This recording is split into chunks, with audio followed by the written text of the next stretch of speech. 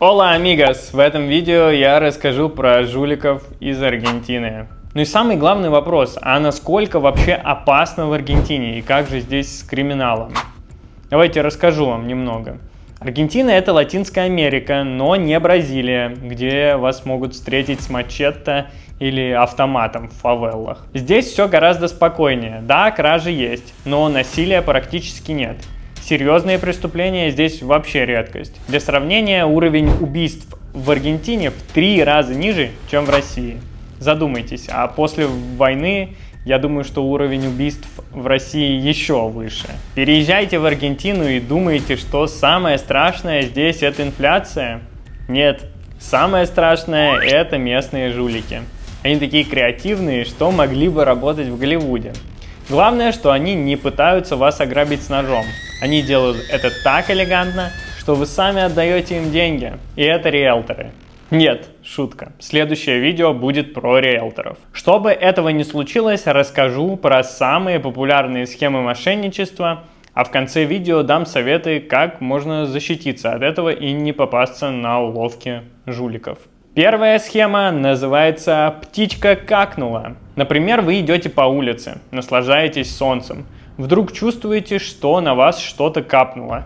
Первая мысль – да что за невезение? Подбегает милейшая бабушка или парень в футболке Марадона или, может быть, Месси и говорит: «Ой, у вас что-то на спине. Наверное, птица покакала». Он достает салфетки и начинает вытирать пятно. А это может быть не просто грязь, а, например, смесь майонеза с горчицей. Да, настолько они креативные. И в процессе происходит самое интересное. Пока вы крутитесь и снимаете рюкзак или сумку, его уже несет ваш новый друг в неизвестном направлении и просто убегает с ним. Так что будьте внимательны и осторожны. Такое же шоу можно увидеть в метро или в автобусе. Там птичку заменяют на человека, которому внезапно стало плохо.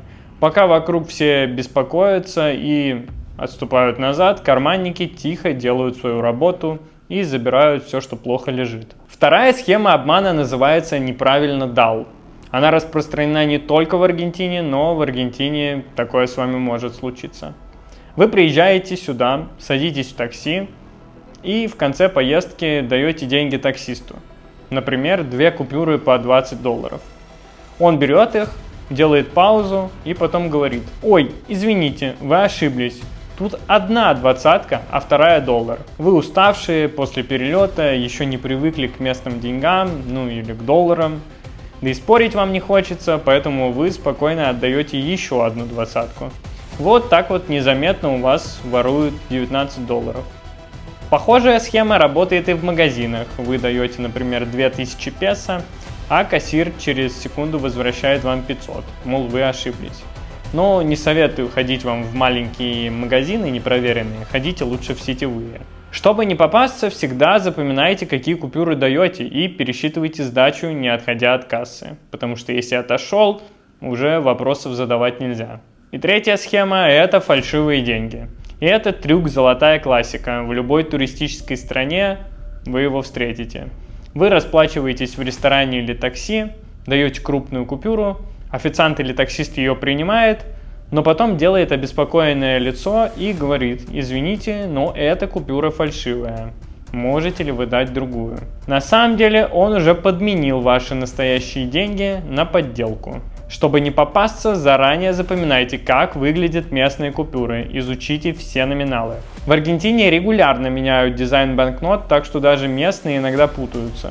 Разменивайте крупные суммы в проверенных местах. Если вам дают слишком мятую или странную купюру, сразу просите заменить, чтобы не было никаких вопросов потом. Но, скорее всего, вы не станете жертвой. Но все же стоит быть внимательнее. Мне рассказывали много историй, как здесь просто на пешеходном переходе велосипедист или мотоциклист вырывает телефон из рук у растерявшегося туриста. Чаще всего жертвами становятся сами аргентинцы. Вы скажете, почему? А потому что они расслаблены, гуляют с телефонами в руках, сидят в кафе, не думая, что кто-то может подбежать и схватить их ноутбук или телефон со стола. А иностранцы обычно наоборот, настороженнее, поэтому их воришки отличают только по поведению. Например, если вы на улице держите рюкзак одной рукой, а телефон другой, местные поймут, перед ними турист. Ну и как же не стать жертвой в этом случае? Держите телефон в кармане или в сумке, или просто крепко в руках. Не надо им размахивать на улице, особенно около велосипедных дорожек. Тут очень любят вырывать телефоны прямо на ходу, с мотоцикла, с велосипеда, как я вам говорил. Это просто произойдет в моменте, и вы даже не успеете спохватиться.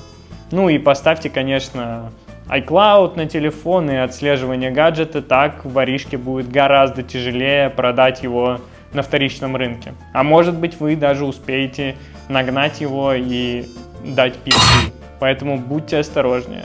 Кто-то говорит, что не надо носить даже цепочку на руке, но в это я не верю. Ну, пока у меня не сорвали эту цепочку. Сумку носите перед собой. Кстати, так делают очень многие на улице. Лучше всего через плечо. Идеально, если она с замком, который нельзя открыть одной рукой, чтобы вас не ограбили в общественном транспорте. Ну и не меняйте деньги в первых попавшихся местах и не ходите в рестораны сомнительного качества. Лучше проверяйте все на Google картах с рейтингом. В Аргентине полно обменников и мест, где вам могут подсунуть фальшивую купюру, если поймут, что вы лох. Поэтому заходите в проверенные места, и все будет хорошо. А деньги вообще меняйте в Телеграме. Кстати, в предыдущем видео я как раз рассказывал про это. Ну и не ведитесь на доброжелателей. Если вас что-то испачкало, отходите в сторону и разбирайтесь с этим сами. Никому не доверяйте на улицах Буэнос-Айреса. Ну а если вам хочется еще больше лайфхаков по поводу жизни в Аргентине, ставьте лайк, подписывайтесь на канал и пишите в комментариях, что еще разобрать в следующем видео. Чао! Пока!